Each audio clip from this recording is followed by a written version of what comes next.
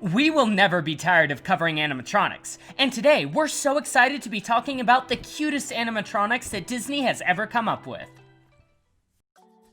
Stitch, the Enchanted Tiki Room, Stitch presents Aloha I Como Mai. You guys know how we feel about Stitch's Great Escape.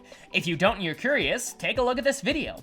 The main mistake that we think made Stitch's Great Escape a huge disaster was the main character. As we said before, even though the Stitch animatronic was amazing, the way Stitch behaved was not. Instead of being the cute, wild, playful, and likable character we grew to love, he was rude and unlikable. But this mistake was fixed at Tokyo Disneyland when the Enchanted Tiki Room, Stitch presents Aloha I Como Mai, opened. Tokyo's Tiki Room has changed a few times since it opened. At first, the attraction was just the Japanese version of the original Tiki Room. Then it changed to the Enchanted Tiki Room Get the Fever, a new show that changed the original hosts and took the new ones to a Las Vegas nightclub, where they needed to wake up the sleeping tiki gods by singing. The last time it changed was in 2008. When the Enchanted Tiki Room, Stitch presents Aloha I Como Mai, came to life. This new show brought new hosts to the Tiki Room, who welcomed the audience and begin the show by singing Hawaiian Roller Coaster Ride. As soon as this song ends, the lights go out and the chaos begins. There are drawings and messages written all over the place. The birds suspect that Big Kahuna, the leader of the Enchanted Tiki, was responsible for this, and they continue with the next song, but they are interrupted. Manu, one of the hosts, decides to ask the girls about Big Kahuna. But when they come down, we see that they are wearing blue plastic ears. They don't know where they came from, but they say that a blue creature put the ears on them.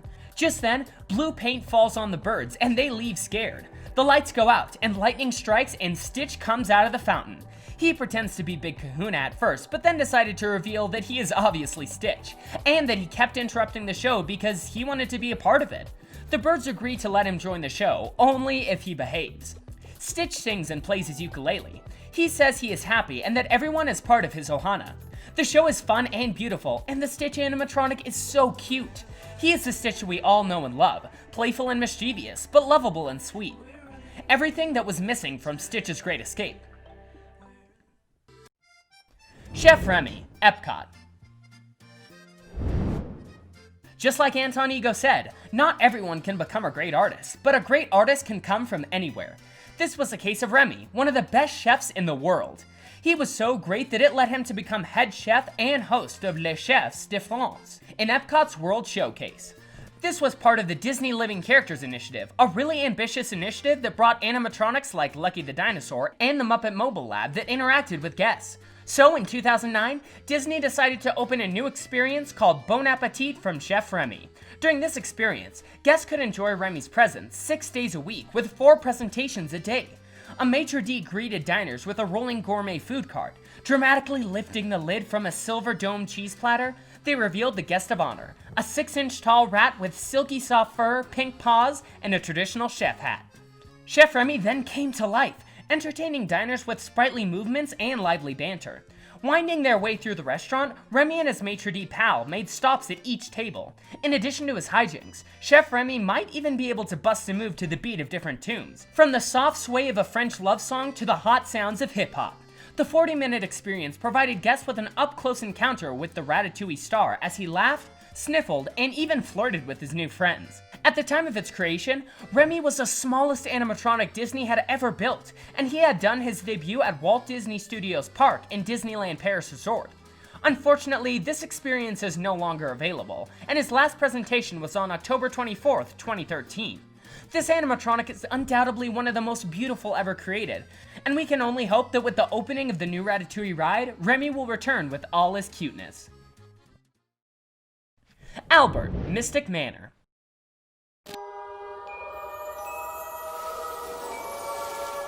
Come.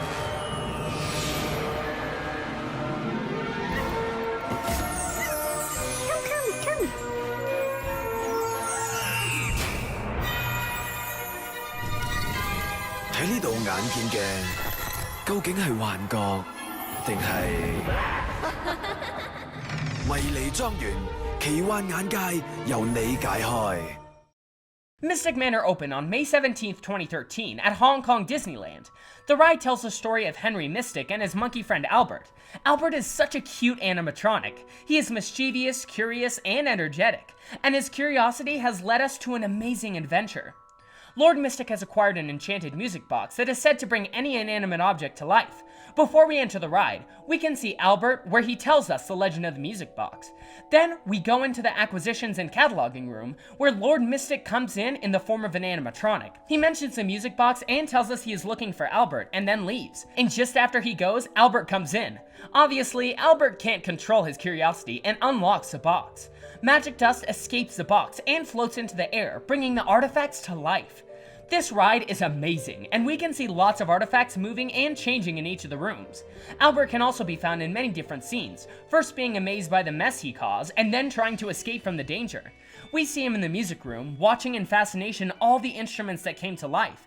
In the solarium room, where he's toying with some Venus flytraps. In the arms and armor room, where he is escaping from a samurai armor that's been trying to hack his head off. In the Hall of Tribal Arts, where 3 tiki statues aim and throw arrows and darts at him. He then appeared in the final scene, but not as an animatronic. In the end, we see him in the acquisitions and cataloging room again, where he closes a box and turns everything back to normal. Lord Mystic appears again, happy to find Albert, and asks him if he touched the box. Of course, Albert denies, and our adventure is over. Albert is so cute, even if he caused this mess.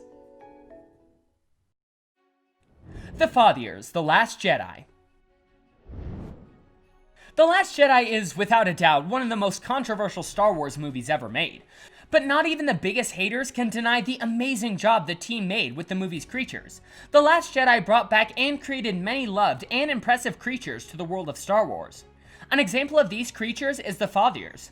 These creatures were brought to life thanks to the joint work of Neil Scanlon's Creature Shop and the visual effects team of Ben Morris. Many people have described the Fathiers as space horses, but there were also many other characteristics taken from other animals, like greyhounds and cheetahs. Rian Johnson always pictured a type of horse animal with the qualities of a lion, so the team worked with the designs to create this perfect mix. They came up with the Fathiers, an 18 feet tall and long creature. A practical version of the Fathier was made, which can be seen in the film the first time we meet one of the creatures in its stall on Canto Bight. This animatronic was built and carefully guarded so that Kelly Marie Tran did not see it until the day of filming. The team hid the animatronic inside the stable and called Kelly Marie into it. Then they moved the head of the animatronic forward and captured the moment and the reaction of Tran. Her reaction was so natural that even a tear escaped from the actress. The animatronic is handled from behind on a special platform hidden in the dark. There are also special controls for the mouth, the eyes, the eye blinks, the ears, the little tweaks in the nose, the jaw, and the flaring of the cheeks. The foam latex skin that covers the mechanics was covered in thousands of hairs, punched in by hand, one by one. This animatronic also helped the VFX team to create the Fathiers that we see running around the casino, escaping. We love these creatures and definitely think they are one of the cutest creatures in the Star Wars universe. Crystal Fox, The Last Jedi. The Fathiers are not the only amazing creatures to come out of The Last Jedi. Since the trailer for the movie came out, these creatures stood out as impressive and extremely cute. The Crystal Fox, or Vulptex, are some fox-like creatures that live in Crate. Vulptex are specifically adapted to its environment by feeding off Crate's mineral surface. This diet has caused the creature's fur to become crystalline, like the planet itself. The creatures were designed by Aaron McBride, and the name Vulptex came from Lucasfilm Story Group member Pablo Hidalgo, who galacticized Vulpes, the Latin word for fox. To design these creatures, Neil Scanlon's team took inspiration from crystal glass chandeliers and, of course, many different species of foxes, like the Arctic fox and the red fox. The best part about this whole process was that they used a dog for inspiration. They made a suit covered in clear drinking straws and put it on the dog to get an idea for the movement of the crystal fur. From there, the Creature Shop used that information to build animatronic puppets with more than 2,500 crystals that could perform in scenes with live actors, while separate static models were constructed to be digitally scanned for animators. These creatures are not only part of the fauna of Crate, but also have a very important role in the movie, and they are, without a doubt, some of the cutest and most elegant creatures in the whole galaxy. Rosita, Tropical Hideaway. We love the Enchanted Tiki Room. This attraction is one of the most classic Disney attractions, and we must not forget that thanks to this attraction, animatronics were developed. Audio animatronics? Right, audio animatronics. Audio for sound. See, and electronically animated by sound. It opened back in 1963, and it instantly became a hit. Each of the show's numbers is incredible, but one of the most iconic parts of it is when the bird mobile comes down from the roof, showcasing the 6 showgirl cockatoos, Colette, Suzette, Mimi, Gigi, Fifi, and Josephine. Just after Pierre presents them, we hear Jose wondering whatever happened to Rosita. There were many rumors through the years about what happened to Rosita. Some said she was fired or that she flew away. Other people said that she found a new home at another attraction or store. But after all those rumors, Rosita came back. Last year, the Tropical Hideaway opened in Adventureland at Disneyland, where Aladdin's Oasis used to be. The Tropical Hideaway is a new quick-service location, featuring exotic eats and a place to rest for weary world travelers and park guests alike. And it not only brought new delicious Dole Whip flavors, but it also brought Rosita. After years of performing with the Bird Mobile chorus of Walt Disney's Enchanted Tiki Room, Rosita spread her wings and took flight toward a solo career. We can now find her on the river's edge. She is such a cute animatronic. She sits looking at the Jungle Cruise River, greeting guests and sharing the cutest jokes and puns that would make any Jungle Cruise skipper proud. Hopefully, her return made Jose happy. Skippy, Alien Encounter. Okay, Alien Encounter. We know we've talked about it 1,000 times, but it was such an amazing attraction. And how could we leave this extremely cute creature off the list? Seriously, it is one of the cutest creatures Disney has come up with ever. Skippy appeared during the attraction's pre-show, where we met an XS robot known as Simulated Intelligence Robotics, or SIR for short. He was supposed to demonstrate how easy and completely painless the teleportation technology was, and for this he would use, you guessed it, Skippy. Skippy was supposed to be teleported from one side of the room to the other, but as you may know, something goes terribly wrong. Skippy appears on the other side of the room alright, but he is burnt to a crisp, wailing and in pain. We have talked endlessly about this before, but we've never mentioned how this cool and equally sad effect was achieved. Because Skippy was a pretty complex animatronic, this couldn't be achieved by flattening it or using a simple mirror effect. What Imagineers did was lowering the animatronic so it would disappear. The way the tubes were displayed made it appear to be elevated. The animatronic went down far enough to hide the antenna. Angled mirrors were used similar to the effect for the butterfly in Imagination. Even during the Stitch era, the mirrors had to carefully reflect the wall so that no matter where you stood in the pre-show, it appears to be entirely open for the other side. Sadly, when this attraction and then Stitch's Great Escape closed, Skippy, along with the other animatronics, was not properly stored. They were destroyed and abandoned for a while. It would be a dream come true if we could have Skippy back. Baby Yoda, the Mandalorian. Star Wars fans have been divided for the last couple of years, but one thing we can all agree on is that The Mandalorian is a fantastic show. It dethroned Stranger Things as a top streaming show in the US, and it is now the most in-demand series debut in the world this year. Not only does this series have an incredible story, amazing sets, and astounding production, but it also has amazing characters. One of these characters has stood out among the rest. We're of course talking about the child, or Baby Yoda as it's been nicknamed. There's a little bit of a spoiler coming up, so if you haven't watched The Mandalorian, you've been warned. Baby Yoda was present for the first time at the end of episode 1. There's little to no information about the child. We only know that it is 50 years old and that the Empire, or what remains of the Empire, is looking for it. The character was designed by Christian Alsman. To be able to bring it to life, a mix of puppetry, animatronics, and CGI is used. The puppet is operated by 2 technicians. One moves the eyes and the mouth, and the other is in charge of the facial expressions. While the series was being created, Jon Favreau and executive producer Dave Filoni were unsure if a puppet would achieve the level of believability they were aiming for. So they filmed the scenes again without the puppet so that industrial light and magic artists could recreate the child in CGI, in case the animatronic puppet did not work as they hoped. When shooting a scene with actor Werner Herzog, who plays a mysterious man with ties to the remnants of the Empire, the team removed the puppet and proceeded to shoot again without it. Herzog asked what they were doing, and when the team explained the situation, Herzog jokingly said that they were cowards and that they should commit to using the puppet. So they decided to commit, and the result is amazing. This puppet animatronic is amazing and so cute. DJ Rex, Oga's Cantina. When the original Star Tours was changed, fans were sad to see one of their favorite Star Tours characters gone. RX-24 disappeared and was only seen as an Easter egg in the Star Tours The Adventure Continues queue, where he is being packaged for transport with a sticker that shows he is defective. He sometimes malfunctions and uses dialogue from the previous version of Star Tours. Let's take a look at Rex's backstory. Rex is an RX series pilot droid manufactured by Rubens Robotic Systems. He was initially a pilot for the Rebels and manned a Starspeeder 2000 used to steal weapons and supplies from the Galactic Empire. Though these series of droids were built with the information of only assisting with flight, Rex took charge on most occasions and only took the passenger seat when ordered to. Nobody knows why or how RX-24 made a career change. He was sent to work as a pilot for a tourism agency. However, Rex was shipped to Star Tours marked as defective.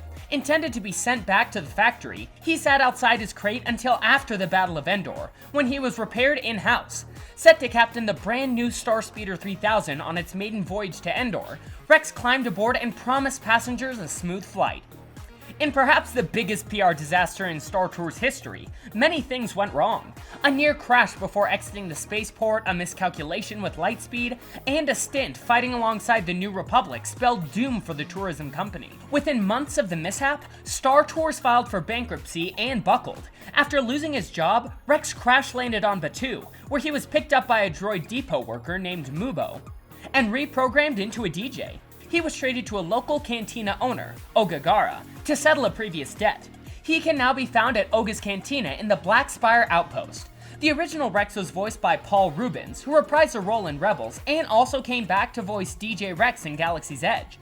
DJ Rex's mixes and phrases make him an awesome DJ, one of the cutest animatronics in Batuu. Vailu's Cosmo and Rocket, Guardians of the Galaxy Mission Breakout. Guardians of the Galaxy Mission Breakout is an amazing ride, and even though we miss the Twilight Zone Tower of Terror, we're so happy to have this great ride. The ride has awesome animatronics, and they're so cute. As soon as we enter the building and before entering the pre-show, we take a look at Tivan's collection. We can find many of the collector's treasures, some living, dead, and inanimate objects that he has on display for tourists. Among these objects, we can find Cosmo, who was a test dog for the Russian space program before being captured by the collector for his museum. Thankfully, at the end of the ride, he can be seen escaping his cell with the rest of the Guardians of the Galaxy. We can also find some Vailus that were captured by the collector recently. These bird-like specimens are especially cool because they are interactive. They can be quite responsive, friendly, and outgoing, as they respond to noises and movement around them. But they can also become shy and introverted. There are actually autonomatronics, which are equipped with sensors and cameras that allow them to react in a different and autonomous way to each guest. Then we enter the pre-show, where we are taken to the collector's private office. Here he plans to tell us the rules and let us know what we're supposed to be seeing when we enter the ride, but he is interrupted. We see a tail coming out of a vent, and suddenly, Rocket appears. He is an amazing animatronic with very lifelike movements and expressions. He tells us about the mission and asks us to help, and then he's gone, but not before taking Quill's Walkman first. You wouldn't expect to find such cute animatronics at the Collector's Museum, but we're so happy that they're there. Which one do you think is the cutest animatronic? Let us know in the comments. We know many of you have been asking for Christmas content, and we just want to let you know that it is coming. So stay tuned, because next week, we'll be talking about the best Christmas animatronics. Don't forget to check out our Patreon. See you next week.